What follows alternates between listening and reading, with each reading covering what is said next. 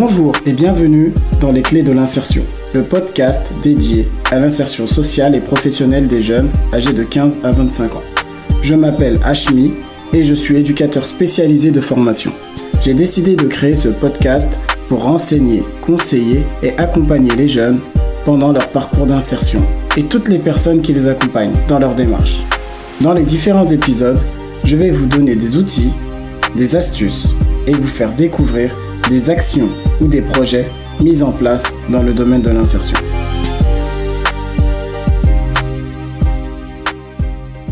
C'est vraiment avec un grand plaisir que je vous accueille dans ce premier épisode des Clés de l'insertion. Après des mois de réflexion, je me suis enfin lancé. Mon objectif principal lors de la création de ce podcast, c'était de me dire que j'avais envie d'apporter un autre regard sur l'insertion sociale et professionnelle des jeunes.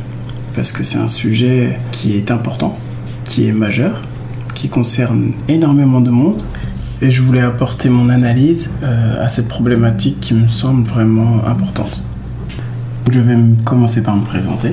Je m'appelle Hashmi et j'ai débuté mon parcours professionnel dans le social en 2009 où j'ai travaillé durant 5 années en prévention spécialisée sur un territoire qui cumulait plusieurs problématiques. Mon poste d'éducateur en prévention spécialisée était divisé en 3 grandes parties. La première, c'était l'accompagnement individuel des jeunes dans l'élaboration de leurs projets d'avenir. C'est-à-dire que je pouvais les rencontrer aussi bien à l'extérieur que dans nos locaux, où je leur proposais des rendez-vous et je les accompagnais dans leur démarche d'insertion professionnelle, ou bien durant leur scolarité, lorsqu'ils éprouvaient des difficultés, ou lorsqu'il y avait des jeunes qui avaient tout simplement besoin de discuter, et je prenais un temps avec eux.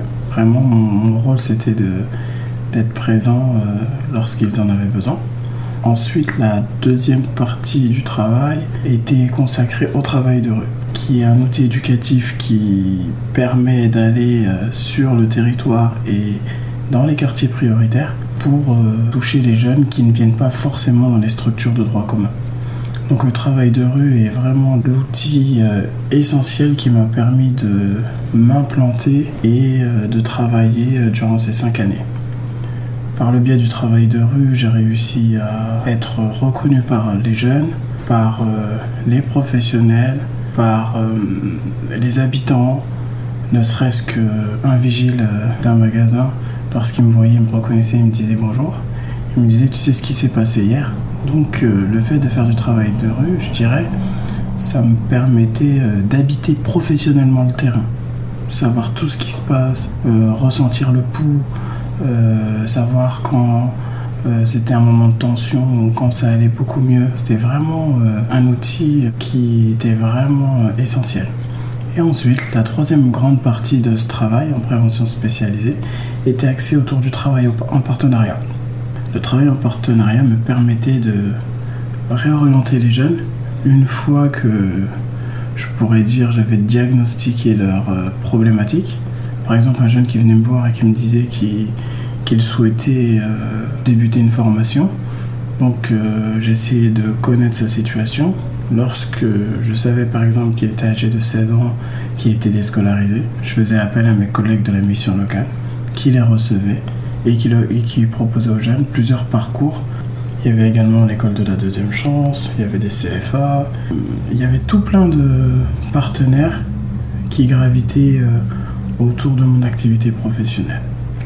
Ensuite, après ces 5 années en prévention spécialisée, je me suis orienté vers des maisons d'enfants à caractère social, parce que j'avais envie de comprendre un peu comment on vivait et de quelle manière on travaillait avec des jeunes qui étaient placés en foyer. Ça a été également une expérience très enrichissante, parce que ça m'a permis, disons, de compléter ma formation de terrain.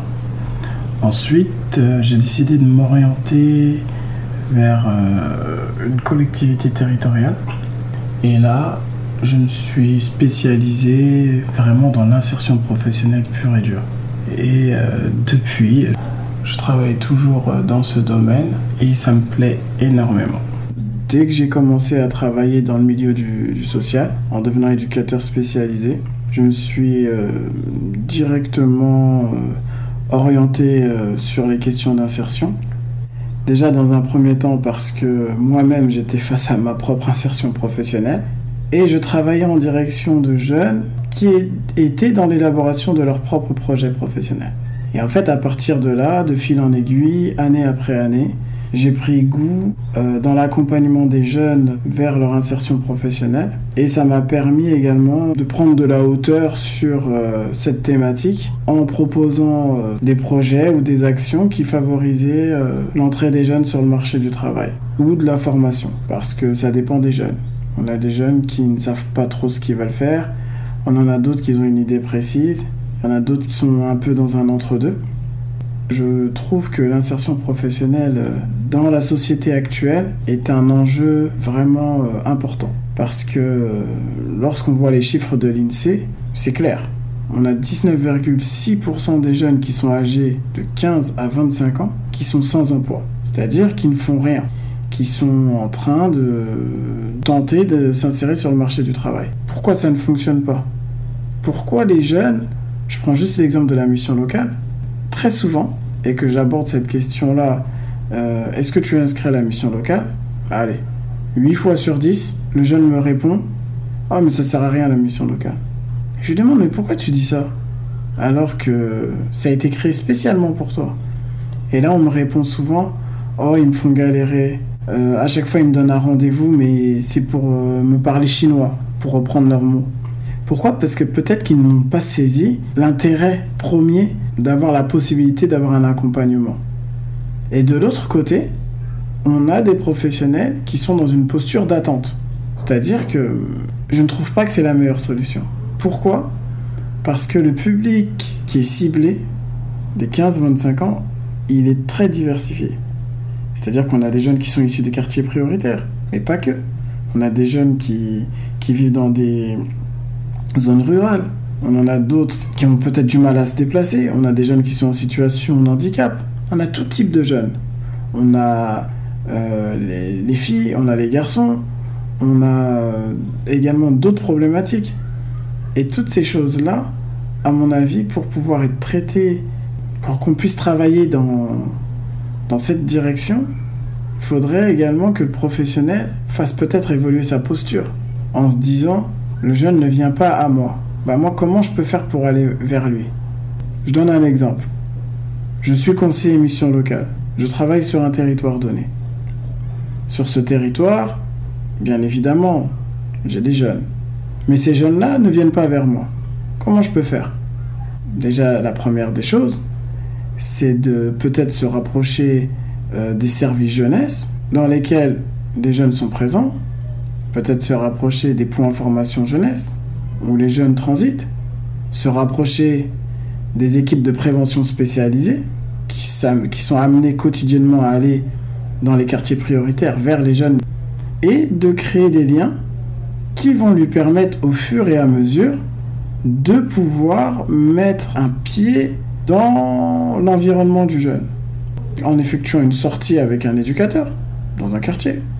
Ou pourquoi pas se rendre lors d'événements type, je donne un exemple, une ville propose une fête de quartier. Le conseiller peut sortir de son bureau, aller dans cette fête de quartier-là pour se montrer, pour effectuer de la présence sociale et de cette manière, peut-être que le jeune, de l'autre côté, se dira « Ah, lui ou elle est sympa.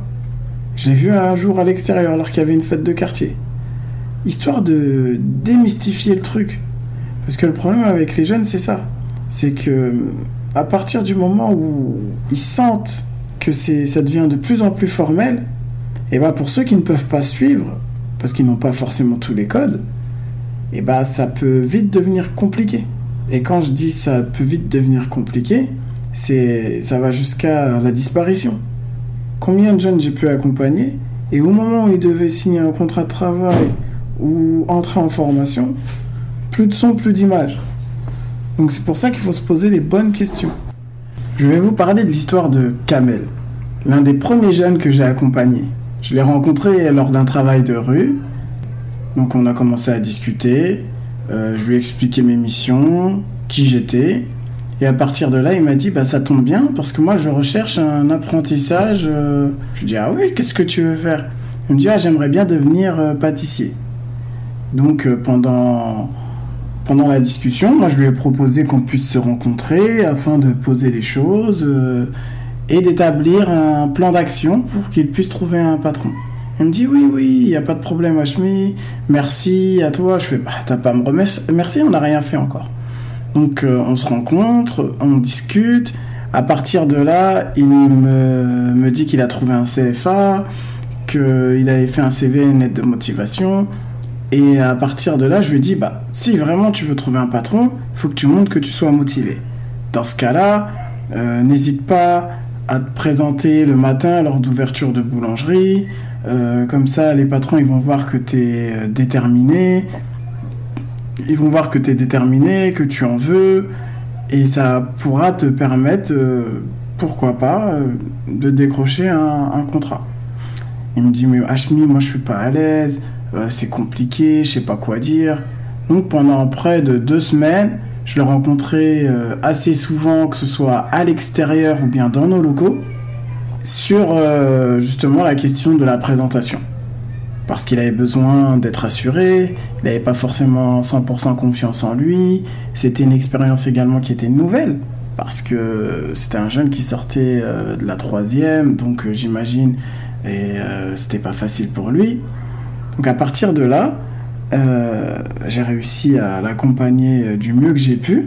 Pour le premier CV et lettre de motivation qu'il allait déposer.